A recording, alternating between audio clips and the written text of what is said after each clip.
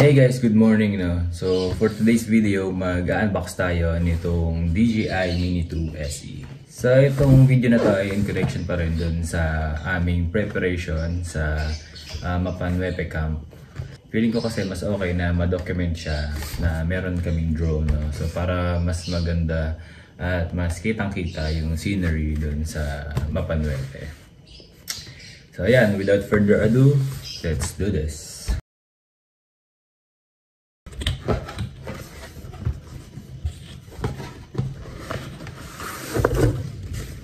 So ito guys, makikita nyo mayroon na siyang sariling box. At yung box niya ay ito, may ayan, picture nung kanyang RC and ito yung mismong unit. So sa kabila, so ito yung lahat ng inclusion nitong ano na to, model na to.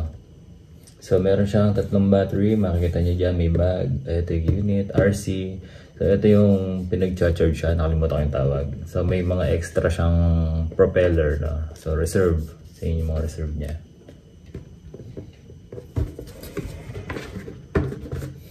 So makikita nyo yung weight niya is 249 grams. So ultra light. So ito yung bag niya, so makikita nyo, mayroon siyang bulsa dito. Ayan. Wala namang laman yun. So ito yung pinaka main event. So unahin muna natin yung kanyang battery. So ito yung battery niya. Ayan. Open natin. So ayan, makikita nyo naka-plastic pa no. Ayan. So meron siyang tatlong battery. So ito yung pinaka-case niya. So dito mo siya i-charge. Ayan. So mukha siyang power bank. Actually, pwede talaga siyang gawing power bank. No? Sabi din sa demo sa akin. So ito siya. May out and ito yung in. So dito mo siya i-charge. So kung gagawin mo siyang power bank, so ito yung slot niya. No? So ayan. So sabi doon sa sabi din sa DJI mismo na store is hindi raw advisable na gawing power bank. So pero pwede raw kung halimbawa emergency, wala kang battery. Kung halimbawa emergency at kailangan mo mag-charge, so pwede mo siyang gamitin. So yeah. So ang charging nito no is 'di ba tatlo yan. Tapos from dito sa in niya ng power, uunahin niyang i-charge yung nandito sa pinakaunahan. So pag napuno to, ito naman. So pag napuno to, ito naman. Ganun siya. So ang flight time nito is 31 minutes. Yun yung nakalagay dito. Ayan. 31 minutes max. Doon ko nga pala siya biniligay sa DJI store mismo. Doon sa Festival Mall. So Alabang. So doon siya. So okay. So tapos na tayo dito sa battery. So ito naman yung kanyang RC.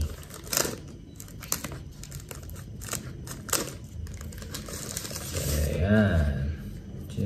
Ganda diba? Tsaka ako makikita mo sa personal guys. Talagang ang premium ng pagkakagawa. Ang pulido. Yung plastic niya talagang masasabi mo hindi siya yung low quality. Yan lang. So dito yung joystick niya. So ayan, ito kukuhain mo dito sa ilalim. Ayan, tapos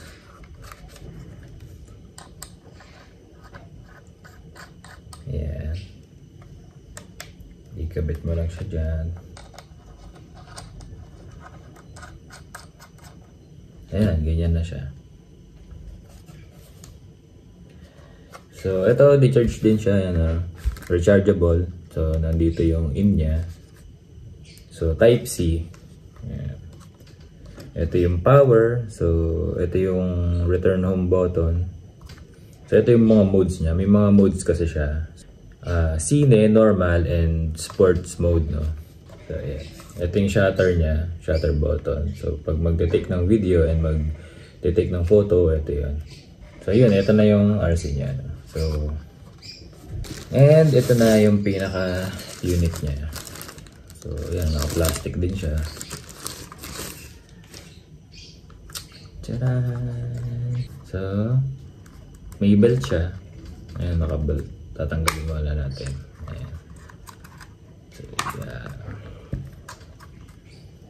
Tcharan! Ayan. Natatakot pa akong hawakan. Baka masira ako eh.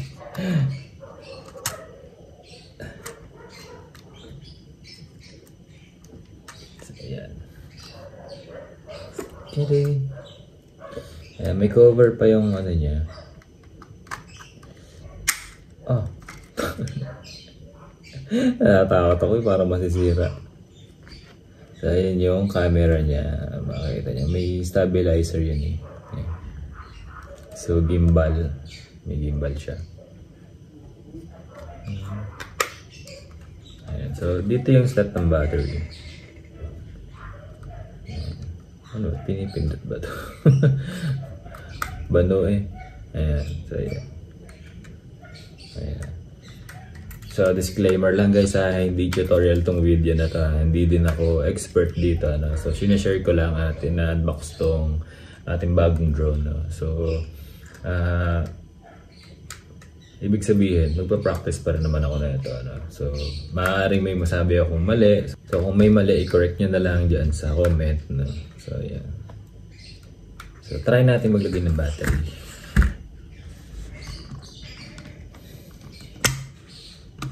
Ayan na ba nalagay ito?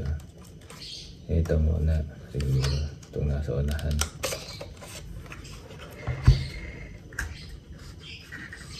Nakakatakot na din eh.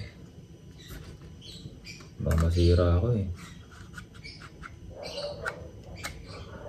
Ayan. Okay. Close. Close natin. Ayan. Ang ganda. So ito yung propeller niya. Ayan. Ito yung motor.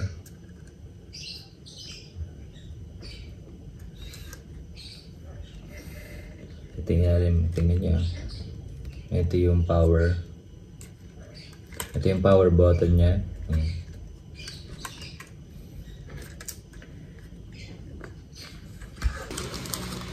And guys, meron din siyang mga reserved na propeller. So ayan. A and B na yan. So tig ano siya, 3 pairs.